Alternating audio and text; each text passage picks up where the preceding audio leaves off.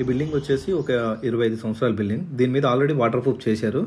చేయటం వల్ల అది సిమెంట్ కోటింగ్ చేశారు, అయినా ఆగలేదు. ఆగకుండా క్రాక్స్లోంచి వాటర్ కిందకి దిగుతుంది. అందుకు మనం దీన్ని వాటర్ ప్రూఫ్ చేసాం. నీట్గా క్లీన్ చేసి క్రాక్స్ కట్ చేసి ఈ లో విస్కస్ ఎపాక్సీ అనేది హార్డ్నర్ బేస్ రెండు కలిపి ఒక బాటిల్లో వేసుకొని ఈ ఎక్కడైతే మనం క్రాక్లు కట్ చేసామో 1/2 ఇంచ్ డీపు దాంట్లో ఇట్లా వేసుకుంటే ఫస్ట్ లోపలికి వెళ్ళిపోయింది. తర్వాత అదే దాంట్లో ఈ పేస్ట్ అనేది లిక్విడ్ కలుపుకొని దాని మీద పెట్టుకొని తర్వాత మనం ఈ 3 లేయర్స్ ఎపాక్సీ కోటింగ్ చేసుకోవాలి.